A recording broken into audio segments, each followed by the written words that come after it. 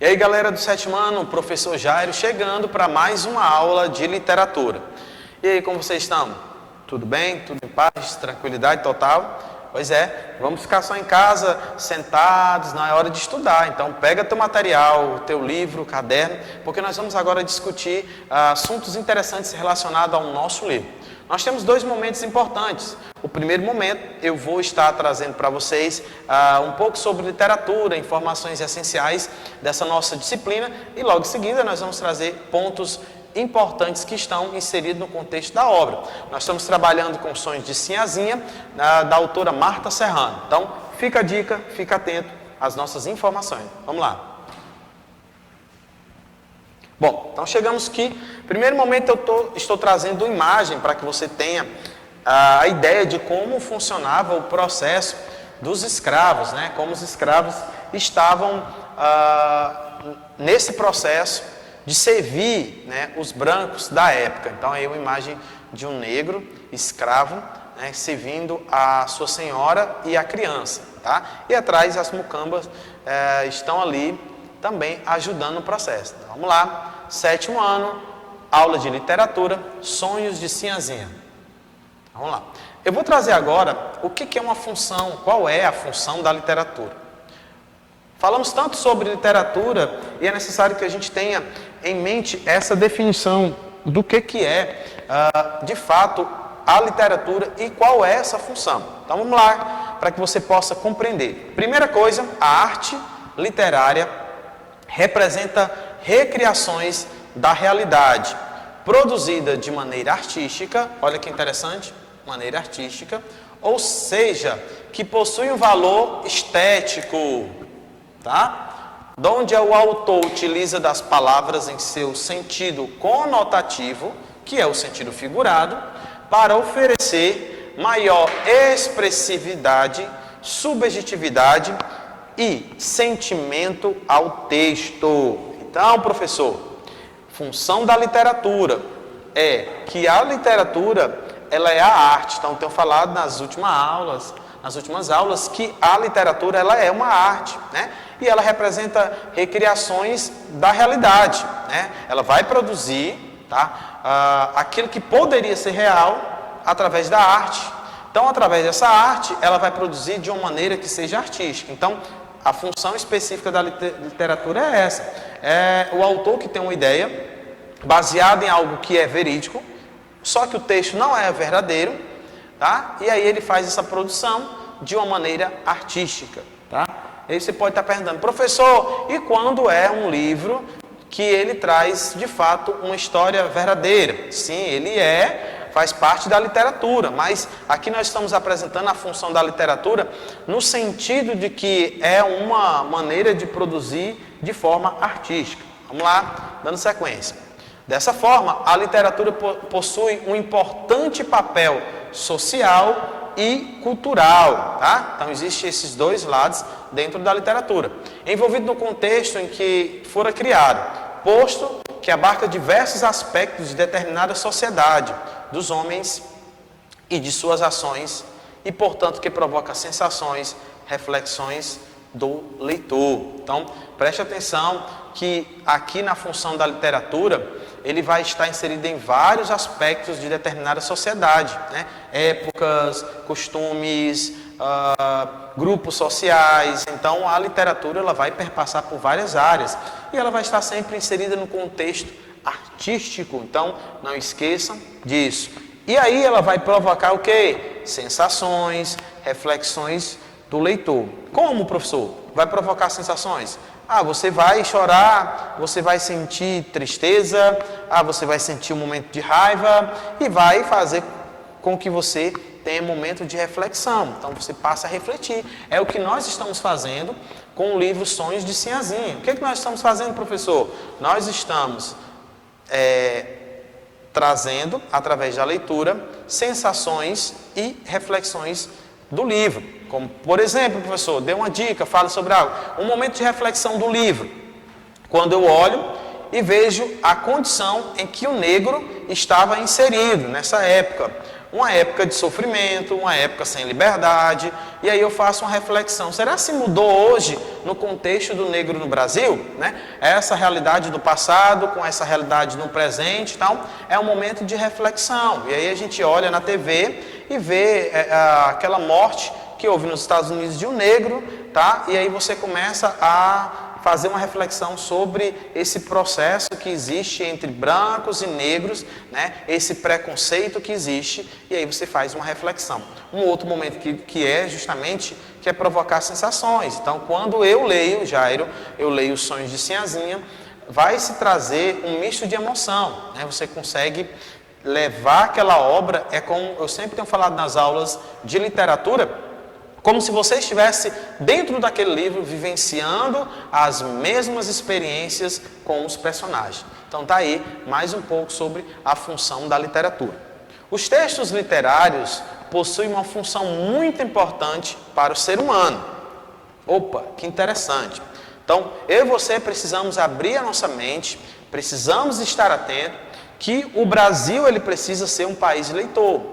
Ou seja, as pessoas precisam estar lendo mais. Quanto mais você lê, mais você consegue produzir e você consegue discutir sobre determinados assuntos.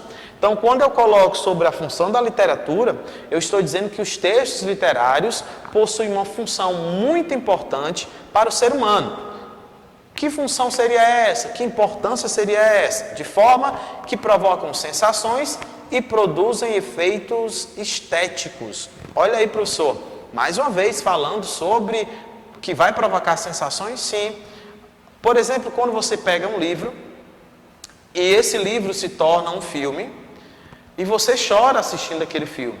Então ali também é uma realidade baseada na literatura, no livro. Exemplo disso, o Menino do Pijama Listrado, você vai encontrar outros, A Vida é Bela, são filmes tão clássicos que eram livros e se tornaram filmes, né?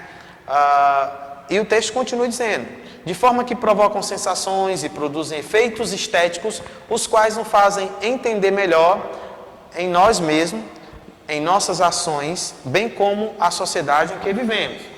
Então, quer dizer, professor, que a literatura ela é muito ampla, né? A literatura não é só ler um livro quando o professor manda, passa as páginas para casa, né? Ou a literatura não é só ler o livro para fazer a prova de literatura, não. É muito mais amplo e tem suas complexidades, mas nós vamos quebrando isso, nós vamos aprendendo, que é sobre efeitos estéticos, que é as sensações que provoca em cada pessoa, tá?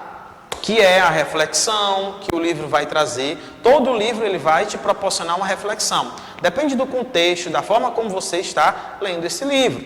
Ou seja, um livro ele vai te trazer um leque de opções, ele vai te trazer oportunidades importantes e indispensáveis para o nosso dia a dia. Vamos lá. Bem, o que são gêneros literários? Eu vou trazendo aqui alguns gêneros para que vocês tenham uma compreensão. O primeiro é o gênero lírico. Possui um caráter sentimental, com presença do eu lírico. Por exemplo, as poesias e os sonetos, né? É isso que você conhece, que são poesias, sonetos, poemas, vão estar inseridos nesse contexto do gênero lírico. Então, professor, nós estamos estudando agora que dentro da literatura existe os gêneros literários. Sim, esse é o primeiro. Se você pegar um livro que vai falar sobre poesia ou um soneto, está justamente utilizando o gênero lírico, que possui um caráter sentimental com a presença do eu lírico, tá? Vamos lá. Gênero narrativo possui um caráter narrativo, ou seja, envolve narrador, personagens, tempo, espaço. Por exemplo, os romances, contos e novelas. Então, nosso livro pode estar inserido nesse contexto, professor? Sim, né? Classificamos ele, que é uma literatura infanto-juvenil, mas que ele faz parte desse gênero literário, ele está dentro da perspectiva do romance. E ele tem personagem? Tem personagem. tem alguém que está narrando a história? Sim, tem alguém que está narrando a história. Ele tem um tempo, ele tem espaço? Sim, né? Ele está inserido aí. E ainda tem o conto e a novela, tá? Você pode incluir aí dentro do gênero narrativo. E o próximo é o gênero dramático, né? Quando se fala do drama. Possui um caráter teatral, ou seja, são textos para serem encenados, por exemplo, como a tragédia, a comédia e a farsa. Todos eles vão estar inclusos dentro desse gênero que nós chamamos, que é o gênero dramático, o drama, né? O teatro tem muito disso, né? Lá está justamente tratando dessa tragédia, da comédia e a farsa, ok? Então são os 3 tipos que eu trouxe para você. Agora nós vamos falar um pouquinho sobre os pontos literários encontrados nessa obra. Nesse texto, ele vai trazer uma linguagem clara que retrata uma época de sofrimento. Um livro que amplia a discussão sobre o espaço da mulher, negros e o papel deles na sociedade. Uma relação histórica entre passado, presente e também vamos incluir o futuro. Então, esse livro faz uma discussão importante sobre esse espaço da mulher, dos negros e o papel deles na sociedade. Então faz essa abordagem lá no livro, para que você faça uma reflexão. Como era o papel da mulher lá? A mulher era a esposa, que ela não trabalhava, que ela cuidava dos filhos e esperava o seu marido, né? Muitas mulheres, você vai ver lá no contexto do livro, que diz que muitas mulheres elas não chegavam nem a aprender a ler, né? Existia essa relação conflituosa. E aí também o espaço dos negros, que eles não tinham essa liberdade. Tá? E aí a gente faz um paralelo. Qual é o papel deles na sociedade hoje nesses dias? Da mulher e do negro, né? Seja o homem ou a mulher negra, tá? Então vamos lá. Esse livro ele apresenta essa relação histórica entre o passado, tá? Entre o passado, o presente e o futuro. Estão associados nesse livro. Você diz, professor, você consegue encontrar tudo isso nesse livro? Tudo. É como eu estou falando para vocês. Como é que vocês estão fazendo a leitura desse livro? Somente lendo as páginas? Rápido? Uma leitura ela precisa ser prazerosa. Como, professor? Você precisa sentar, ler e ir marcando as páginas. E volta muitas vezes para que você consiga fazer uma reflexão dessas páginas. Então, nessa obra, amplia a relação de poder. Cada vez mais os capítulos vão mostrando o poder masculino, né? Sobre as mulheres, sobre as crianças, sobre os negros. A luta pelo direito de escolher o futuro, a ideia de um novo mundo, repleto de oportunidades ao próximo. Então, Sinhazinha sonha com essa ideia, né? Não só ela, como os abolicionistas sonham com a ideia de um novo mundo, onde haja o respeito, a igualdade, que haja empatia.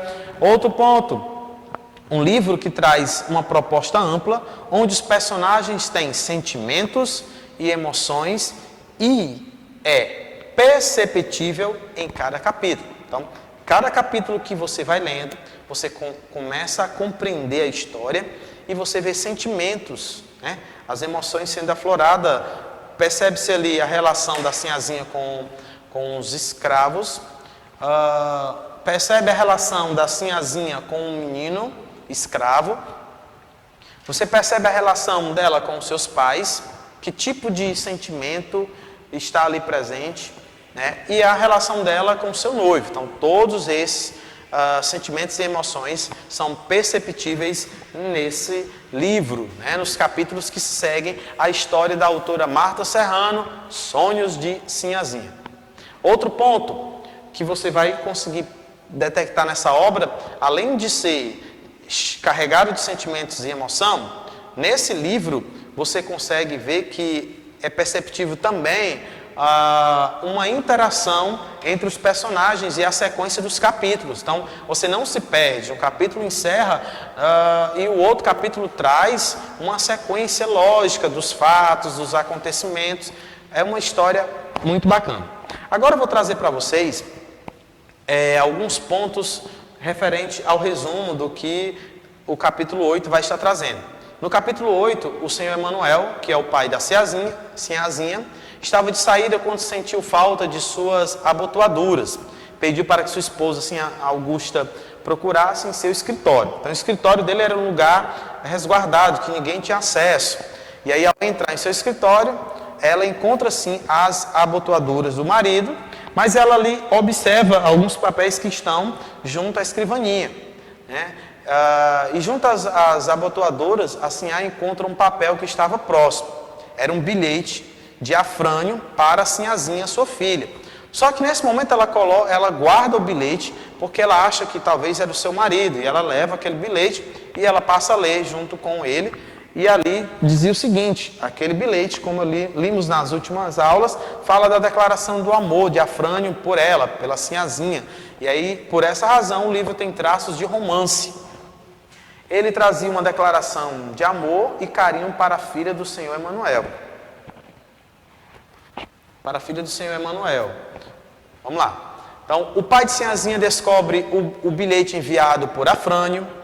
O Senhor Emanuel questionou a filha, ele chama a filha e questiona, né? Então Emanuel fica desesperado, o Senhor Emanuel, porque acha que a filha vai fugir justamente com Afrânio e que aquilo é uma desobediência a ela, a ele, né, e a sua família, por ele ser o senhor da casa. Enfim, o livro vai explorar bem esse lado meio dramático, né, da relação família, e traz ali para que a gente possa ter uma compreensão, né? Há um traço de drama no livro, mas é algo formidável, porque ali, naquele exato momento, vai desmoronar todo o poderio que está sobre o Senhor Emanuel, como dono, o Senhor lá do Eugênio, né? Sinhazinha fala para seu pai que ela e Afrânio se amavam.